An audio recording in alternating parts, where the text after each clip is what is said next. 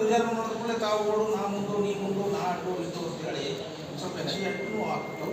ಅದ್ರ ಜೊತೆಲಿ ಮೈಕಿಂದ ಏನೋ ಸ್ವಲ್ಪ ಸರಿಯಾಗಿದೆ ಮಾಡಿದ್ರೆ, ಯಾಕಂದ್ರೆ ನಿರೂಪಣೆ ಮಾಡೋರು ಕೈಯಾಗೂ ಒಂದು ಸ್ವಲ್ಪ ಇದು ಇರ್ತದೆ. ಅಲ್ಲಿಂದ ಕಟ್ಟಿಸಿದ್ರೆ ರಾಕಲಿಗೆ ಆಳೋದು ಅಲ್ಲಿಂದ ಮತ್ತೊಂದು ಇದು ಮಾಡೋದು. ಆಮೇಲೆ ಕ್ಲಿಪ್ ಹಾಕ್ತಿರ್ತಾರೆ ಆಡೋ ಹೊತ್ತಿನಾಗ ಅದೊಂದು ಸ್ವಲ್ಪ ಇದು ಇರ್ತದೆ. ಅದು ಒಂದು ಸ್ವಲ್ಪ ಅಚ್ಚುಕಟ್ಟಾಗಿ ಮೈಕ್ ಇದ್ದದ್ದು ವ್ಯವಸ್ಥೆ ಮಾಡಿಸ್ತಾರೆ.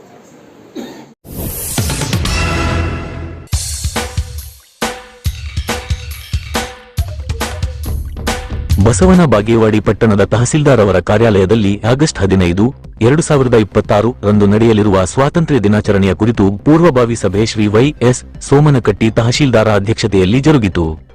ತಹಶೀಲ್ದಾರ್ ಸಭೆಯನ್ನು ಉದ್ದೇಶಿಸಿ ಮಾತನಾಡುತ್ತಾ ಈ ವರ್ಷದ ಸ್ವಾತಂತ್ರ್ಯ ದಿನಾಚರಣೆಯನ್ನು ವಿಜೃಂಭಣೆಯಿಂದ ಹಾಗೂ ವೈಭವದಿಂದ ಆಚರಿಸೋಣ ಎಂದರು. ವಿವಿಧ ಇಲಾಖೆಗಳ ಅಧಿಕಾರಿಗಳಿಗೆ ಒಂದೊಂದು ಕಾರ್ಯವನ್ನು ವಹಿಸಿಕೊಟ್ಟರು. ಆನಂತರ ಕ್ಷೇತ್ರ ಶಿಕ್ಷಣಾಧಿಕಾರಿಗಳಾದ ಶ್ರೀ ವಸಂತ ರಾಥೋಡ್ ಅವರು ನಿವೃತ್ತರಾಗುವ ಪ್ರಯುಕ್ತ ಅವರನ್ನು ಸನ್ಮಾನಿಸಿ ಗೌರವಿಸಿದರು. ಇದೇ ಸಮಯದಲ್ಲಿ ಗುರುಶಾಂತ್ ಗೌಡ ದಾಶ್ಯಾಳ ವಿವಿಧ ಇಲಾಖೆಗಳ ಅಧಿಕಾರಿಗಳು, ಹಲವಾರು ಸಂಘಟನೆಗಳ ಮುಖಂಡರು, ಗಣ್ಯರು ಉಪಸ್ಥಿತರಿದ್ದರು. ವರದಿ ಮಹಬೂಬ್, 1X ನ್ಯೂಸ್, ಬಾಗೇವಾಡಿ.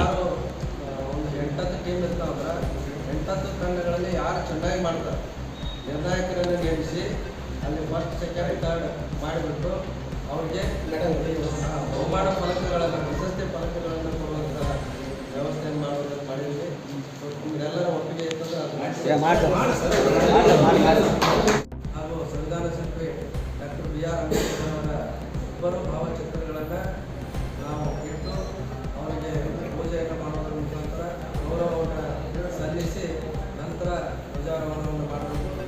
ಇದು ಕಡ್ಡಾಯ, ಸರ್ಕಾರದ ಆದೇಶವೂ ಕೂಡ ಇದೆ.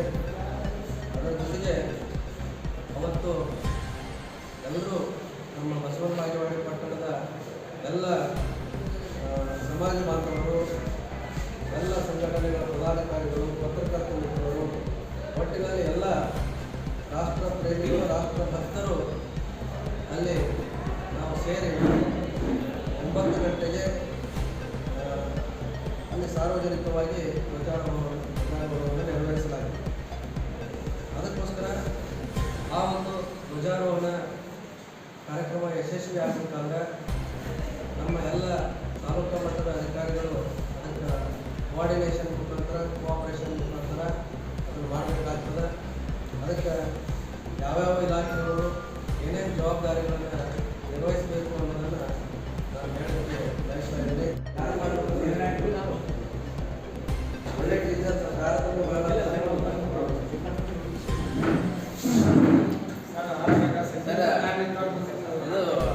ಕಾಲೇಜ್ ಉಪನ್ಯಾಸಕರು ನೇಮಿಸ್ತೀರಿ ನೋಡ್ರಿ, ರಿಟೈರ್ಡ್ ಯಾರು ನಾವು ಧ್ವಜಾರೋಹಣ ಕಟ್ಟಬೇಕು ಅನ್ನೋದು ಸ್ವಲ್ಪ ಒಂದು 2 days ಕೊಟ್ಟಿಲ್ಲ. ನೀವು ಟ್ರೈನಿಂಗ್ ಕೊಡ್ತೀವಿ ಏನು ಸರ್?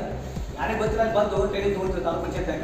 ಆ ರೀತಿ ಮರಳಿ ಮತ್ತೆ ಆಡು ತರಬೇತಿ ಸರ್. ಧ್ವಜಾರೋಹಣ ತರಬೇತಿ ಸರ್